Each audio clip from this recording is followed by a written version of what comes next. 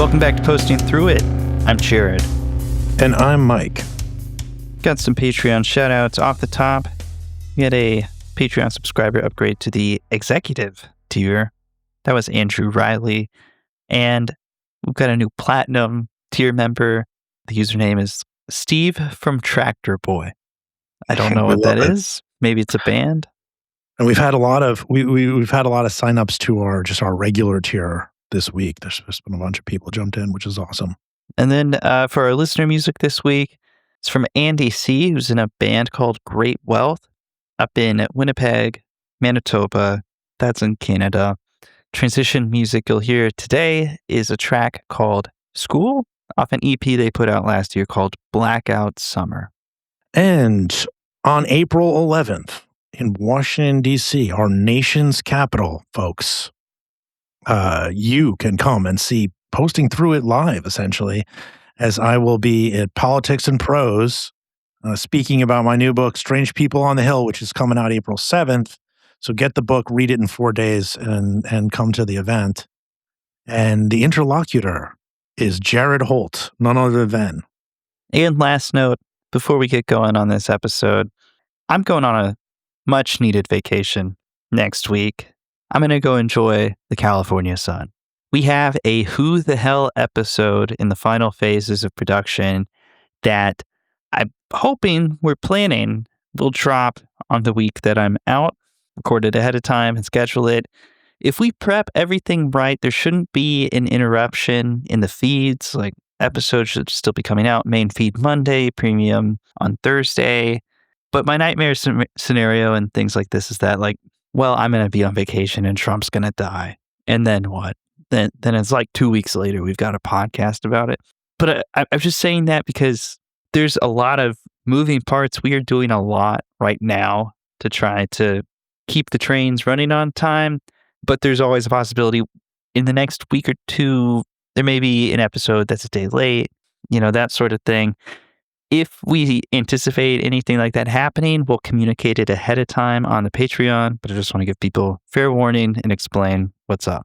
Yeah, I should just point out, Jared is understating it. We podcasted like sick. I think I podcasted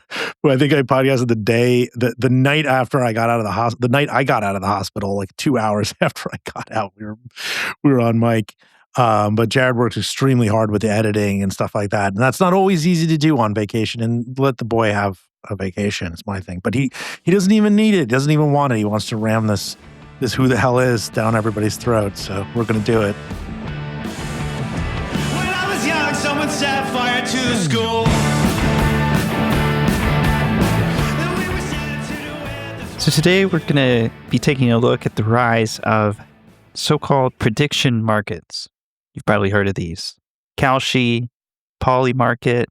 These are companies that have made big business, allowing people to gamble on things that are happening in the world. News, politics, sports, elections. They've been getting a lot of attention lately as questions come up about how they could be used for corruption, how that could affect government, how it could affect news making, and the way they can warp how society understands itself in perverse ways. Yeah, I think it's one thing that's really important for this, to realize for this episode. A lot of it's going to have to do with sports betting. And if you're not a big sports fan, I mean, I'm sure there's a whole range of personalities in our listener base.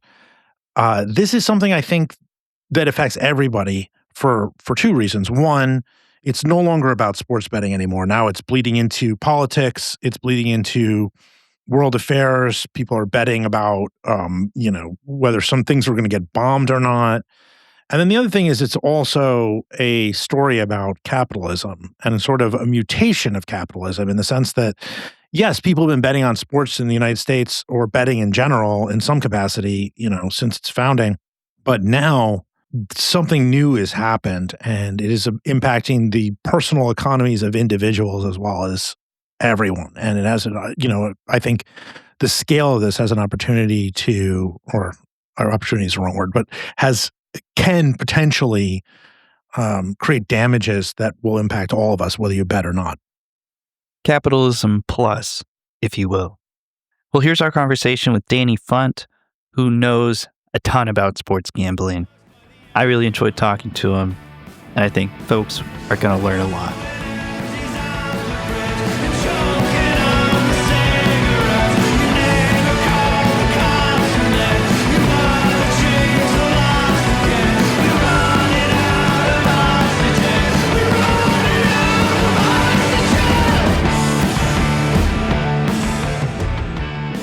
Today we're joined by Danny Funt. He's an investigative journalist and the author of Everybody Loses, The Tumultuous Rise of American Sports Gambling. You may have also encountered Danny's work in the Washington Post, The New Yorker, Wall Street Journal, Columbia Journalism Review, among many others.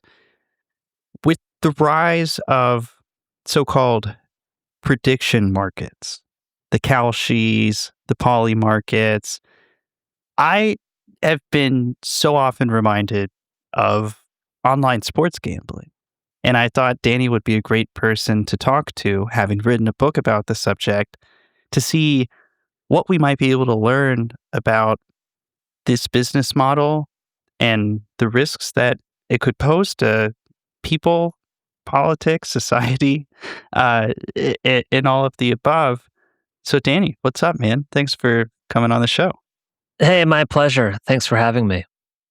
So, first, I just want to start because I've been fascinated by this subject, and I'm not even a hardcore sports guy like Mike is, but I feel like online sports betting, the DraftKings, FanDuels, what have you,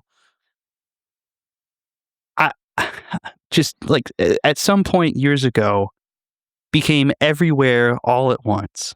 And now anytime you watch any kind of sports on TV, like I can't even go to a Cubs game here in Chicago without getting bombarded with advertisements to say, you should bet on the game, you should bet on the game. They even have their own lounge and bar like built onto the stadium.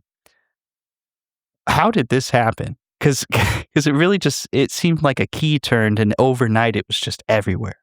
Yeah, there's so many instances that remind us of how surreal that change is. And I think the betting parlor at Wrigley Field is a good one because so after the 1919 World Series, obviously involving the Chicago White Sox, who are paid to throw the World Series, baseball established the officer of the commissioner of baseball, who was a Chicago federal judge named Kennesaw Mountain Landis. He went to a lot of Cubs games, despised gambling, and basically his number one assignment as commissioner was get gambling out of our sport. So to see Wrigley Field have a, cathedral for gambling now is quite a difference. It happened in a blink. You brought up FanDuel and DraftKings becoming household names. I think the key period for that was about 2015 before the football season, which is a big time for customer acquisition. This was when they were offering daily fantasy sports, which was a version of fantasy sports that smelled and felt a lot more like gambling because money was really the central draw. FanDuel and DraftKings spent something like $700 million on ads in fall of 2015 to get new customers, more than the entire American beer industry combined.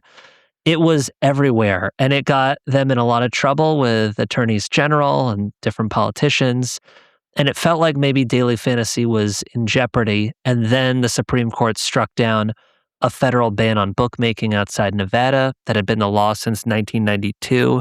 This was in 2018. And FanDuel and DraftKings at that point had been preparing to pivot to sports gambling if that case went their way. And they'd also been wooing the professional sports leagues behind the scenes to make them realize just how much money was on the table. And so after that decision, things exploded, where one state after another was pressured by this very coordinated and sophisticated and expensive lobbying campaign. Chicago, once again, is an interesting venue for that because the leagues were incredibly hands-on in pushing the legalization of gambling, which was, again, pretty hard to fathom since they had been calling it an evil and the deadliest possible thing that could happen to sports. That's something the commissioner of baseball, Bud Selig, had said barely a decade ago. And yet, as legalization is taking off, the leagues, particularly the NBA and Major League Baseball, were so hands-on in persuading lawmakers that this would be good for them and good for their states. And I tell a story in the book of in Chicago when they were trying to get Illinois to come on board.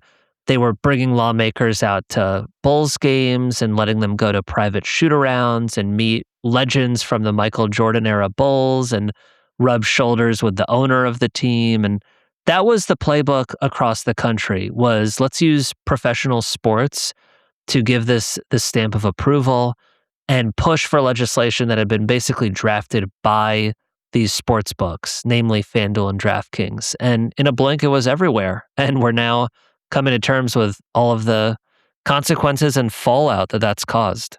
I just want to give you a personal memory of my. First of all, I'm old enough now in my 40s here to remember when Wrigley Field didn't have night games. Yeah. somewhere deep in my childhood.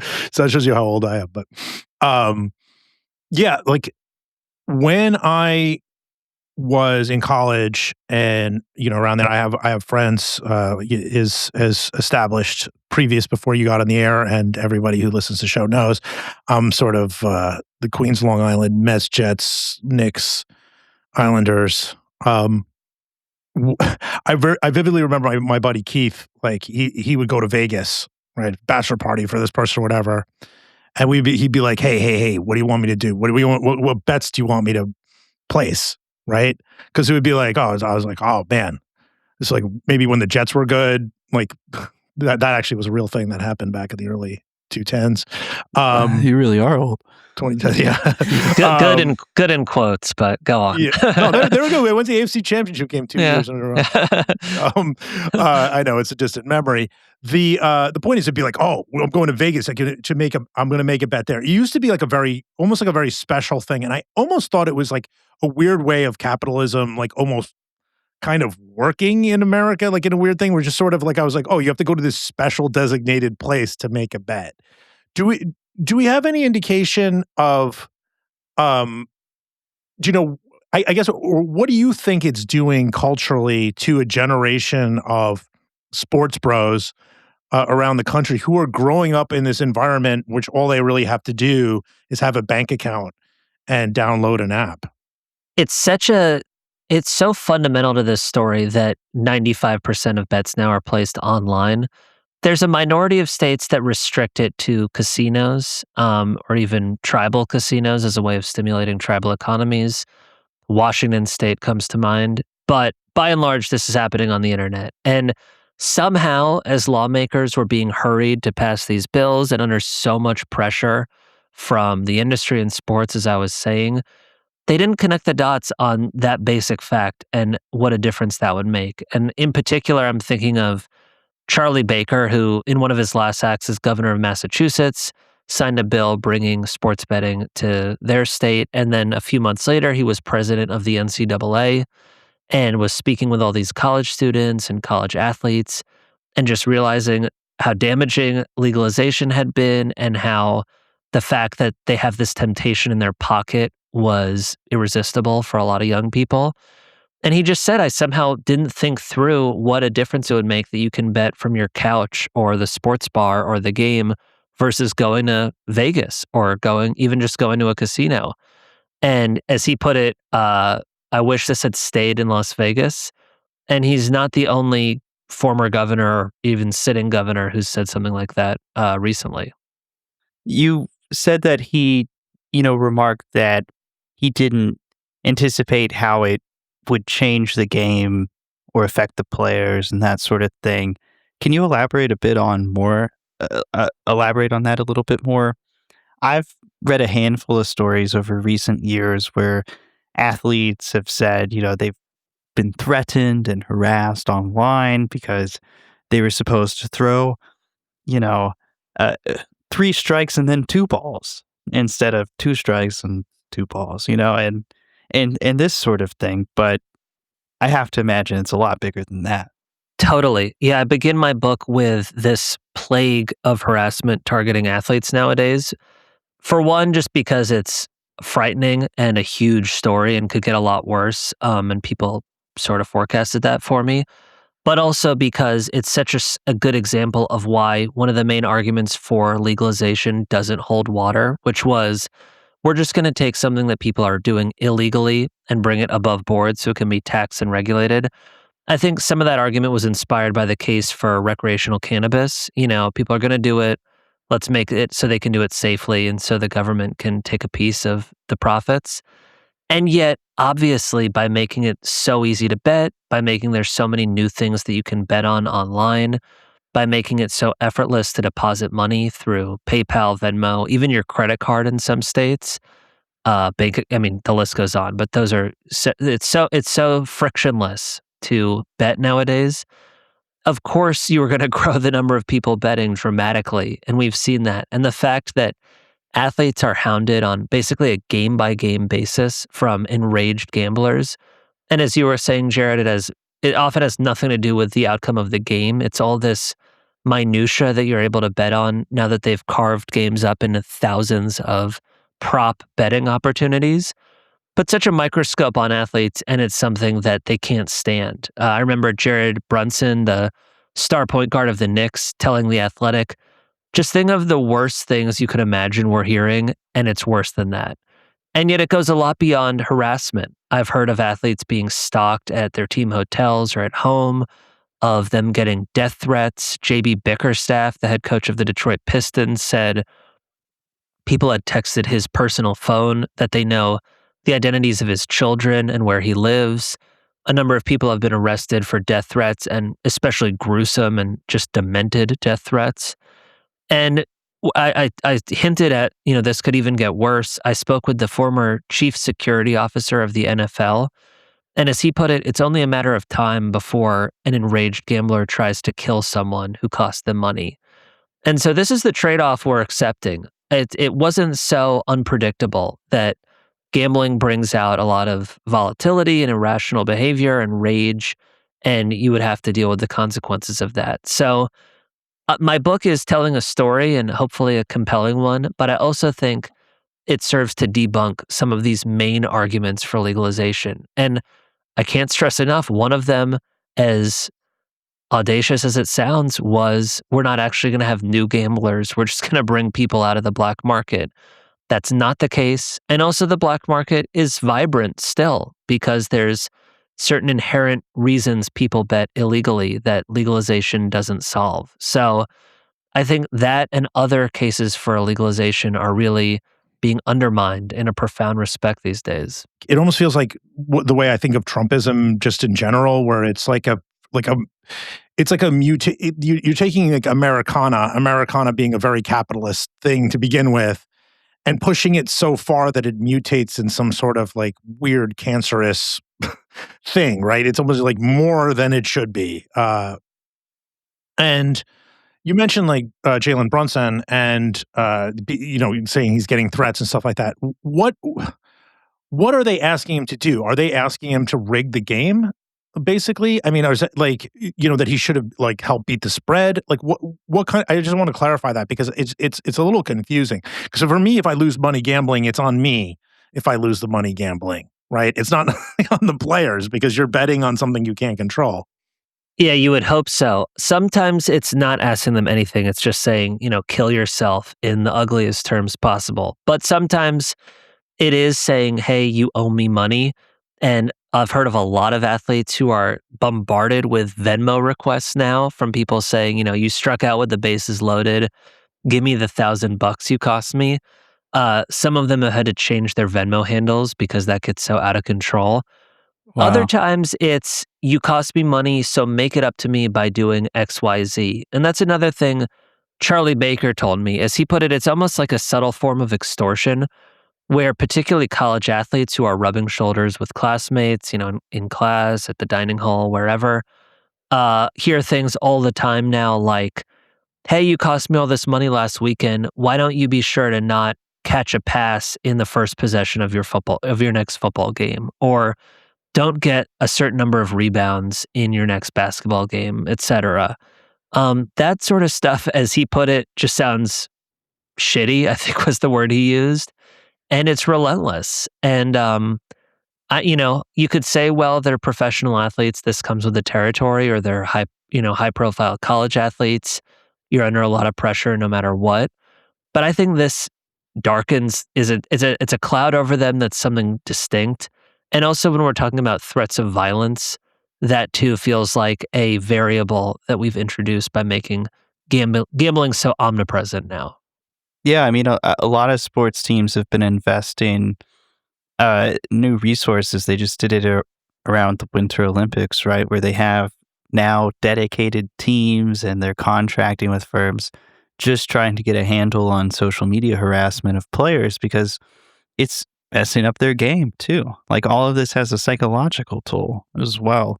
But the leagues as a whole still see, the DraftKings lounge is still at Wrigley Stadium. Stadiums are still have these giant banners and, messages between plays being like, it's not too late to make a 5,000 way parlay. And even as these risks become apparent, even as people in the industry, in the leagues, speak openly about the issues this is causing, I have to imagine what's keeping them going is a profane amount of money. I mean, I assume that's true, but I want to ask you just how big is this industry? I mean, how much money does it take for them to be like, there is an acceptable amount of death threats our players can receive as long as the checks keep coming? I wish they spoke about it that bluntly because that is really the trade-off they're accepting, and they know that. So Americans now wager more than $150 billion legally every year. And Billion? if they're losing, 150 billion. yeah, and if they're losing at about 10%, so give or take $15 billion in losses every year.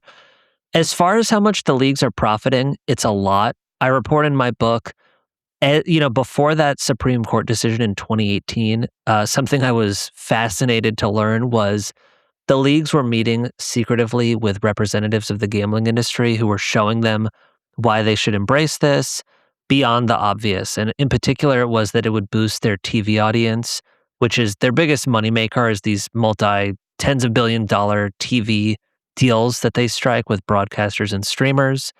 And they were worried about the long-term prospects for that as, audiences get older, kids don't want to sit through 4-hour games, people are cutting the cord on cable subscriptions. Gambling could reverse that trend because gamblers are rabid consumers of sports. And so in the NFL's case, the gambling industry commissioned a study from Nielsen that estimated that if legalization took off across the country, the NFL would make between the direct revenue from partnerships with these sports books, but more importantly, the indirect revenue from their TV audience growing so much, they'd make more than $2 billion every season, which even for the NFL is real money. And as far as how much they're actually making now, you wouldn't really be able to pinpoint it because you'd have to take into account that indirect aspect of it. But they're entangled in so many ways. These partnerships, obviously, and all the public statements they've made in support of it, but also more subtle things like they have an ownership stake in, different leagues have a piece of FanDuel and DraftKings. They also have a stake in companies that facilitate the live data that you need to take bets online in real time. Someone has referred to that as the plumbing infrastructure for online gambling. The leagues own a stake in those companies. So they have so many reasons to not backpedal. Even if I do think there is a bit of buyer's remorse after there's one indictment after another of players getting caught up betting or worse, fixing games. But I think the leagues will definitely drag their feet as we're hearing all these calls from states and even Congress saying this is out of control. It needs to be reined in. Yeah. Do you know if the online sports betting industry is growing? You mentioned it earlier, whether it's DraftKings or whatever, there's now like a seemingly infinite number of ways to bet on sports. You can bet live, you can make parlays where several consecutive things need to happen. There's proposition betting. I even saw a commercial the other day where you can basically make betting pools and like set parlays as a group, and it's like something you can do with your friends. I mean, it seems like there are more and more options for the way I see it, flushing your money down the toilet on sports betting. Has that resulted in growth? I know something else you've talked about in prior interviews and is in your book is that a huge amount of income for these companies is coming from, a hopelessly addicted small percent of VIPs, right? Yeah, so the industry definitely is growing, even in states where it's been legal for a while. So, for example, in New York State, which legalized at the beginning of 2022, around the Super Bowl, they were still setting records for weekly betting volume or monthly betting volume. So that's, 4 years after legalization, maybe some of the promotional spending has cooled off, but New Yorkers are setting records for the amount they're betting on sports. I think some of it is what you said, Jared, that there are constantly new ways to bet. And also these sports books are very open about the fact that they're pushing as hard as possible to get people to place essentially sucker bets, the type of bets that give the house an even greater edge. So traditionally, if you're betting against the point spread on who's gonna, win or lose or cover the spread, the house would hold about $5 for every 100 wagered. The most popular way to bet now, especially for a lot of young people, are parlays that combine a lot of different things. If they're all successful, you make a lot of money. If any one of them is unsuccessful, you lose everything. Those can profit $25 for every 100 wagered, even $30 in some cases.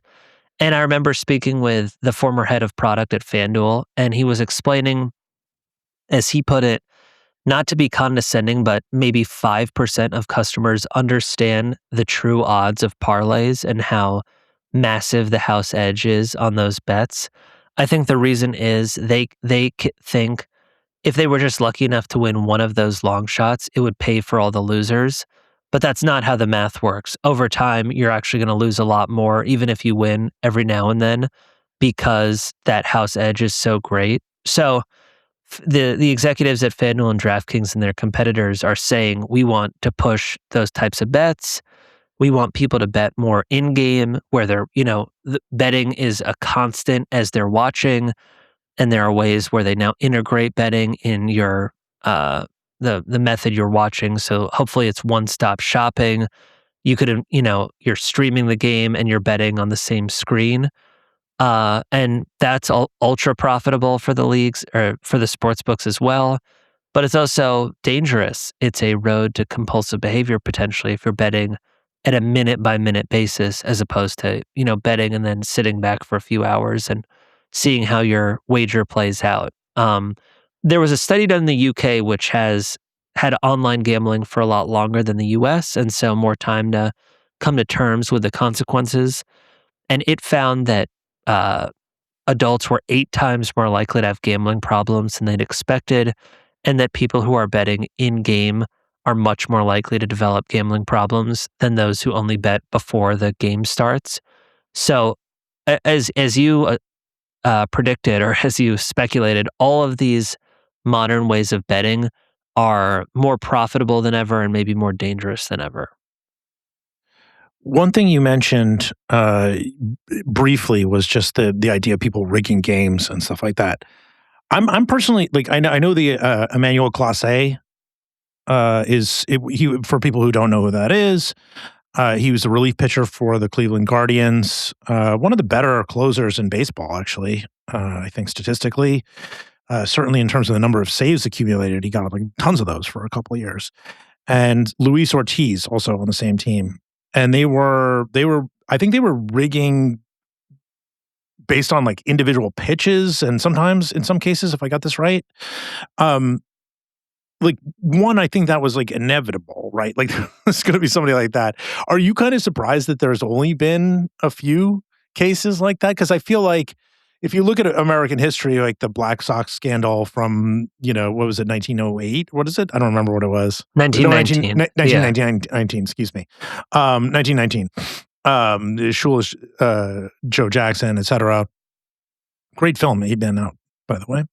I mean, it's part of American history also, just rigging basketball games and things like college basketball games. The Arizona State had that in the 90s, I think. I'm almost shocked that there hasn't been more of it. And do you think that there's possibly a scandal brewing in which the league, in concert with these groups, might be looking the other way or not like really, drilling down on this as much as they should for the integrity of the games. I definitely do. But just to rewind for a sec, because I think it's interesting context. So you brought up those two pitchers who were busted allegedly for fixing the results of specific pitches. I mentioned that the leagues were holding these meetings, taking these meetings with gambling industry representatives. And one of the things I learned that really got Major League Baseball's attention was the idea that this big problem for baseball, which is the leisurely pace of play and people losing interest as games meander over several hours, was turn that into an asset so that people can use those pauses in the action to bet constantly. And specifically with online sports betting, you could bet on a pitch by pitch basis. And that really got baseball interested in this. And again, I said they also have a stake in the companies that sell that live data.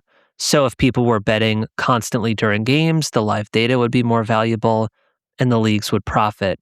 And then you fast forward to that and it's like, gosh, how did it get to the point that you can bet on a pitch by pitch basis? That's exactly what got Major League Baseball so invested in this, was the vision of that happening. The other thing that baseball and the other leagues argued was somehow legalization would improve the integrity of games because, as they argued, this is all happening anyway underground. We can't track it. If we bring it into the sunlight, we can monitor betting activity, pick up on suspicious trends in wagering and investigate accordingly. And that was a real selling point for state by state was, wow, this is going to solve corruption in sports. I spoke with so many people because I really wanted to interrogate that claim. And a lot of people say it couldn't be further from the truth. For one, tens of billions continue to be wagered through the black market, and there's so many ways to bet illegally across the globe. So if you are a really sophisticated fixer, say the people who worked with the NBA referee Tim Donaghy in the 2000s to fix more than 100 NBA games, you would definitely still bet offshore, and it would be very difficult for anyone to track that. But if you were betting legally, there are so many new ways to bet, and you could fix a game and make a lot of money. Forget the White Sox throwing the World Series. You could bet on an individual pitch and make hundreds of thousands of bucks. You could bet on a bench player not getting, a certain number of points, rebounds, and assists in a game and make millions of dollars. I'm brought that up because that's exactly what Jonte Porter of the Toronto Raptors was convicted of doing, was removing himself from games with fake injuries and telling people to bet that he wouldn't go over on his various prop bets. And they made millions before they were caught. And I spoke with people in Nevada, people offshore, and they said they would never have dreamed of taking a bet for more than $1 million on a fringe bench player like that, specifically because they knew it would be so easy to fix that type of bet and so difficult to catch that. They got caught because they were incredibly clumsy. These were hardly, hardened criminals. But I think the league got lucky there. And you asked, so what might be happening that we don't know about? Yeah. That is what worries me most. Me too. Particularly after I spoke with an NBA agent, and ironically, one of his top clients, Malik Beasley, got accused of doing exactly what Jonte Porter did, removing himself from games so that he could win a bunch of money. He'd bet that he wouldn't go over his point total and other props. He maintains his innocence, but his career is in limbo. He's out of the league for the moment. This agent said, imagine if the NBA or any other league caught a superstar. That, as he put it, that would kill the league. And so there would be so much incentive for them to sweep that under the rug. And then add to that the fact that these companies that are tasked with so-called integrity monitoring, the cops of betting essentially, there's so much said to assure the public, these companies have it under control, they're watching for anything suspicious. Their main business is selling that live data that powers online sports betting. It's a massive conflict of interest that if they were to bring to light something truly scandalous, it would be devastating for the thing that makes them the most money, which is all these prop bets. So I spoke with people at those companies who said they would have an incredible incentive to look the other way if something, a major scandal came to light. And there would be a lot of reason why they would be determined for us not to hear about that. And I'll just wrap this up by saying you asked, am I surprised that there haven't been more scandals? No, because of what I just said, that I think there could be a lot happening that we don't hear about. But also, I think you could bank on more and more of it coming to light anyway. And in fall of last year, there were these indictments in the NBA and Major League Baseball. And I was thinking, gosh, selfishly, it would have been nice if this happened when my book came out in January to sort of turbocharge interest in the book. And then, like 2 days before publication, 36 college basketball programs were the subject of an indictment for point shaving. So it Yeah. seems like this is just a fact of life now that every month or so we're going to be hearing stuff like that. Well, I mean, I think your book is going to be evergreen, but I mean, I just want to slow something down for people who may not be as aware of sports, just how it works and how good some of these athletes really are, I think is an important thing. This dude, Headache Smith, who was in Arizona State, who was, he was involved in point shaving, which is where you kind of like try to keep the score at a certain level. I think Arizona State had to win by 6 or something. This guy's the point guard. He was running the court. And he still managed to score 36 points, which was like phenomenal, and control the game in such a way that they only won by 6 exactly. He was able to control the game to that effect, almost like an actor in a play. I mean, that's insane. That's insanely gifted. By the way, the guy's career never happened in the NBA, partly because of this completely because of this gambling scandal. But then you think of somebody like Clase, who we were just talking about, the Guardians pitcher, who is betting on an individual pitch level. You can have a serviceable ERA and throw away some pitches, right? I mean, in Major League Baseball, you can throw ball 3 and still find a way to get a guy to ground out or something. So that to me that's why I think this individual moment to moment betting is so scary for this. Yeah, as you're saying that, I'm thinking of I spoke with this guy named Moses Swibu, who was a British soccer player who was indicted for working with an international gambling syndicate to fix British soccer games. And now he works in advocacy, and he is also an advisor to leagues to try to help them protect themselves from fixing. And he was telling me how at the professional level, you can, as you were sort of touching on, Mike, you can do something so subtle that's going to swing the outcome of a play or a game, and no one would ever notice. Like, as he was saying, he was a defender. If he was just a foot out of position, someone could score on him, or he could make a great defensive stop early in the game and then let a goal in later, and people would remember the great stop and say, Moses wasn't fixing. What are you talking about? Or he could be jumping for a header and just jump ever so half-heartedly, and a goal would go in and no one would bat an eye. That's what we're talking about with pro sports. It's, a game of inches, as they say. So people are like, yeah, there's too many eyeballs on sports now. We can replay games from every angle. As he said, unless you're a fixer and kind of how the art of fixing games, you would never know the difference if someone was rigging a game at that level. This is all been super fascinating, and I think this is really critical context, even for people who aren't diehard sports fans, because, we cover politics and news and music on this show a lot.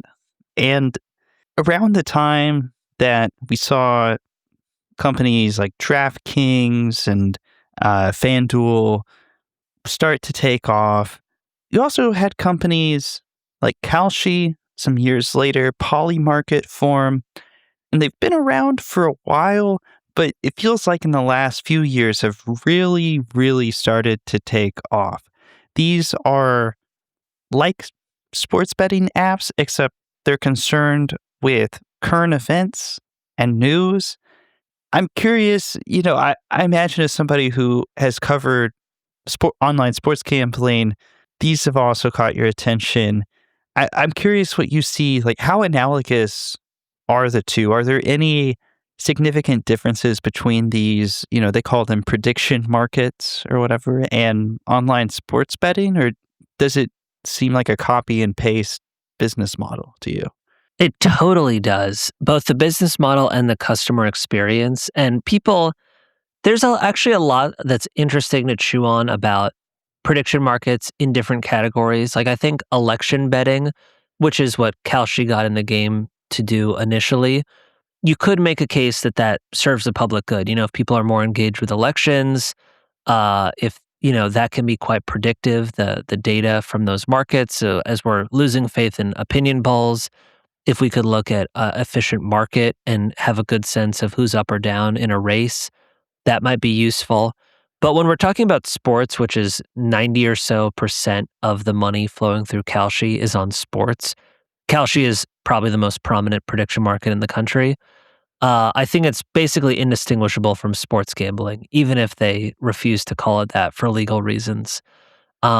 Especially now, the way they're advertising, because it has this veneer of being an investment product and the fact that it's in the finance section of the App Store, or that they've got a partnership with Robinhood or a partnership with CNBC and CNN and Dow Jones, which owns the Wall Street Journal.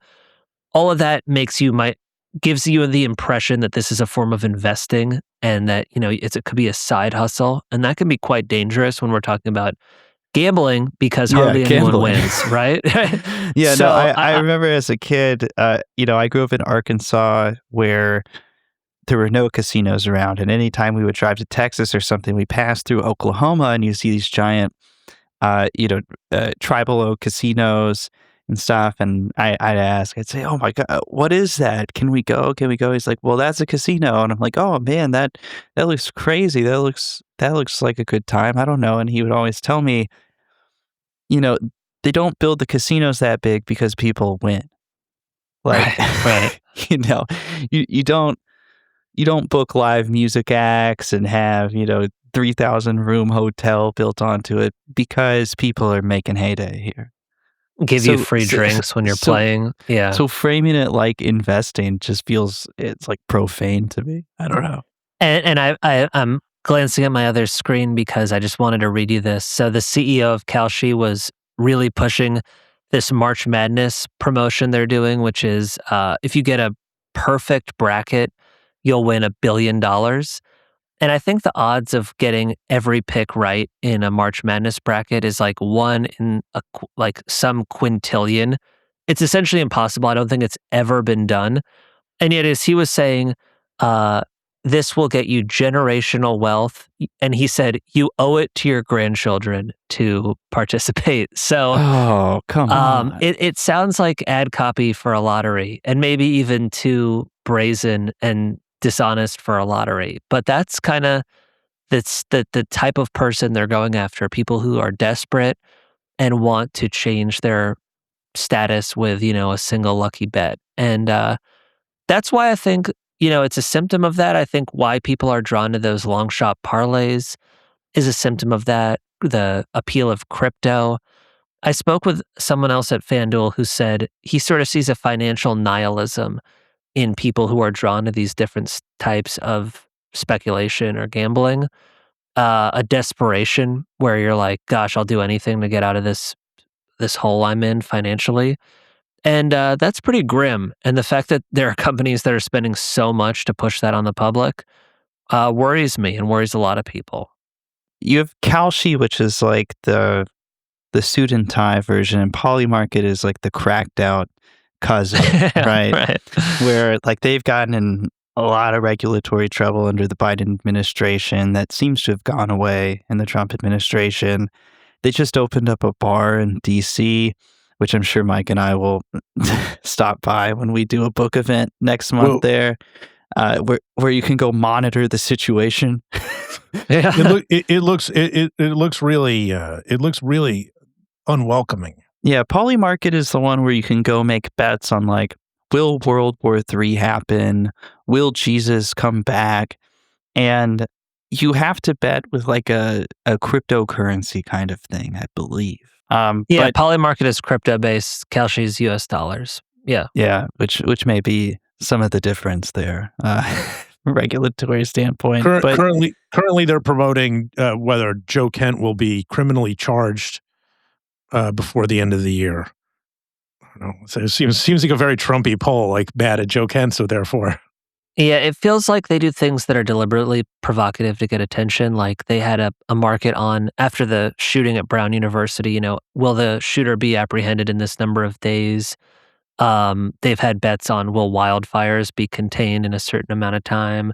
Isn't it Will possible for the Brown shooter one that our boy Yeah. Cash Patel was pulling an Emmanuel Classe there and kind of taking a little money out of the coffer You'd in order. worry. That's why you can't for a long time, you can't have markets on terrorism or assassinations, in part because you wouldn't want people doing those things to make You money, certainly but wouldn't want Kash Patel being your FBI right, director when you can bet on those things. right, or you wouldn't want someone to not alert authorities because they, had a bet to worry about, so it's pretty insane.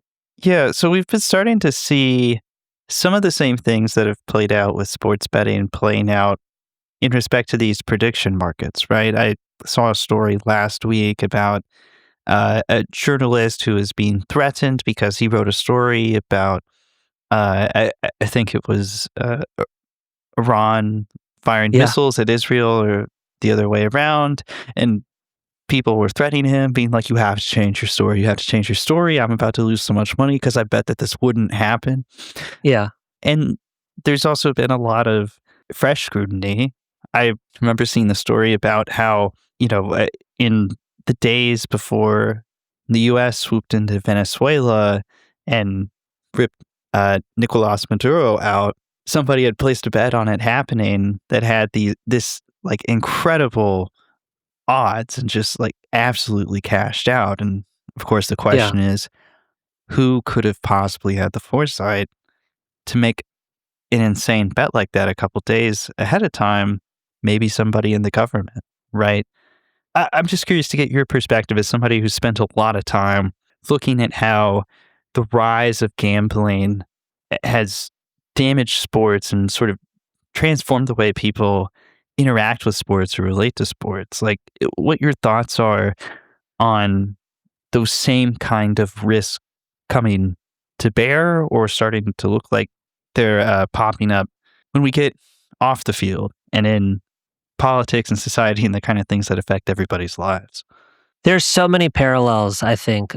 It's kind of just happening in a compressed timeline, but there's so many echoes of what we saw with sports betting. And to me, the most profound ones are a kind of reckless, figure things out as we go mentality, build the plane as we're flying it. And it's because, regulators are flat footed or they don't understand the ins and outs of this business. And these companies are so aggressive in how quickly they're growing. The other thing is, it is noteworthy that DraftKings and FanDuel had this whole is it or isn't gambling when they were daily fantasy operators, and now Kalshi is fighting in federal court in a number of cases to argue that what they're offering is something other than gambling. Arizona a few days ago brought criminal charges against Kalshi for offering election betting. But a lot of it, I just think the policies are incoherent and it's asking for trouble. I mean, specifically with what you were saying about these obvious inside bets, it's a fundamental conflict for these sites because on the one hand, they argue that they're not gambling because they offer price discovery. And they also argue for news organizations like take us seriously because it's almost like a crystal ball if you're looking at our markets to anticipate the probabilities of real world events. And so if that's all you cared about, you would want inside trading, right? I mean, why Mm. wouldn't you? You would want people who know what's going to happen to be betting so that the prices would reflect that. The CEO of Polymarket last year said inside trading is an inevitability, as he put it. On the other hand, they're That seems arguing like that this something I wouldn't have said out loud. But Yeah, tell me about it. On the other hand, they argue that this isn't gambling and that you have a real shot at making money. But if people are allowed to bet with inside access and leveraging non-public info, it just adds to all the reasons you don't really stand a chance. To say nothing of the fact that it's presented as this peer-to-peer exchange, but you've got institutional investors pouring billions of dollars and that have access to all sorts of technology that gives them an upper hand.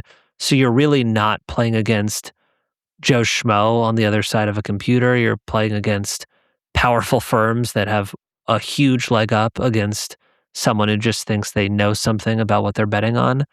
It smacks of gambling in so many different ways. But as you said, the Trump administration has taken a very kind posture toward this, perhaps because Donald Trump Jr. is an advisor to Kalshi and Polymarket, perhaps because Truth Social, Trump's social site, plans to launch a prediction market, apparently, a number of other reasons. And yet again, Congress has been really vocal about prediction markets over the past few weeks. So the odds of a federal effort to crack down on this, if the CFTC doesn't, seems not out of the question. I trust that analysis. Mike, did you want to ask a question? I need to pull up Polymarket and make a couple bets. I want to talk about the toll on the individual. My cousin, how to put this? He will throw down some bets. Like, he'll throw down some bets. He's also coincidentally the most, I don't know if he's MAGA or anything, but he's kind of like the closest to MAGA coded person in our family. Like, I don't know. He's not quite that, but I mean, he's not really in it for like the social justice stuff, if that makes sense. He likes to spend money. He likes to spend money on gambling. He's got my grandfather, when they came from Egypt, on my mother's side, he was throwing money down at like OTB and he was doing stuff like, Yankee games and Knicks games and stuff like that when he came over. So it's like there's been some gamblers in my family. And my cousin was using some kind of, I don't know how to put this exactly. It's like some sort of like math rigging site. I don't know what it was. It was just some way that would like calculate the bets that were like, which app of multiple apps were the one to put a bet on something because your odds were the highest of winning. And he was actually making money for a while until he got kicked off of like, I don't know, like a whole bunch of apps who realized that you were using whatever system. It seems like, delaying the inevitable of eventually losing money. There's something very desperate in gambling in general, as everybody knows. And when you see the film California Split, a superb film about that Robert Altman film. What's happening to people in this country, like who clearly don't have this money? I mean, people must be going completely broke in this country gambling. And my cousin is not like that, by the way. But I've seen him lose money with like parlay bets and stuff like that. If he's just like a taste, there must be people who are, just borrowing from Peter to pay Paul, et cetera, all over the country. Yeah, versus me, by contrast, the like one or two times I did go into a casino, my mom likes to do slots. I would get like $20 down and feel like I was going to cry. So gambling's not for me, but... Well, Mike, yeah, you're right. There's a lot of evidence anecdotally and some studies that are pretty alarming.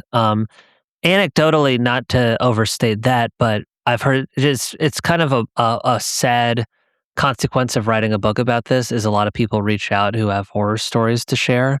Even I was on WNYC and a caller rang us to say their son started betting when he was 17, and now he's racked up $200,000 in debt, and he refuses to acknowledge he has a problem. And so the caller and his wife are estranged from the son because that's just split their family in half. I hear that stuff all the time now, and I think it's clear that the rate of addiction is growing. Traditionally, it was thought that about 1 or 2% of the population was susceptible to a gambling problem.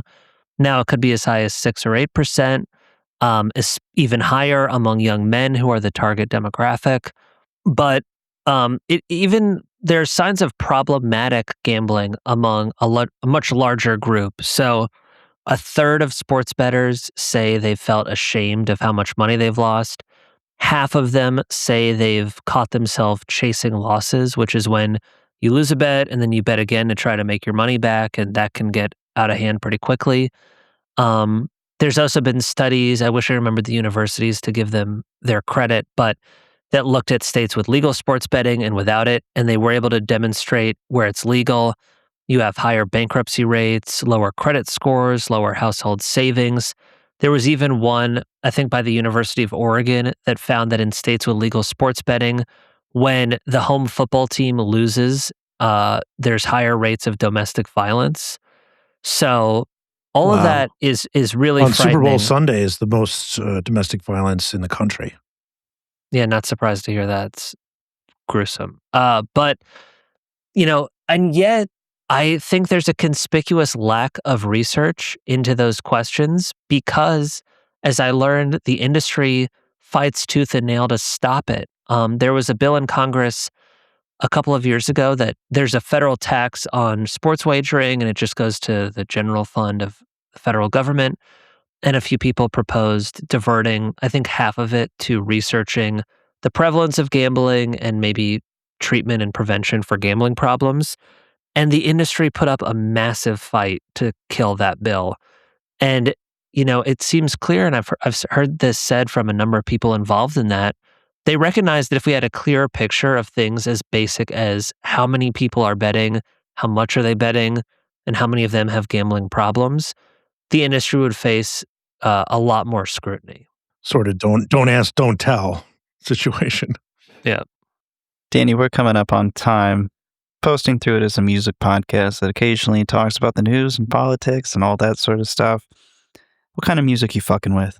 It's pretty random. I've got a baby, so I'm trying to put him on to some good stuff, but you probably hear this all the time. It's all over the place, like some rap, some country. My wife used to work in musical theater, so I bump some show tunes from time to time.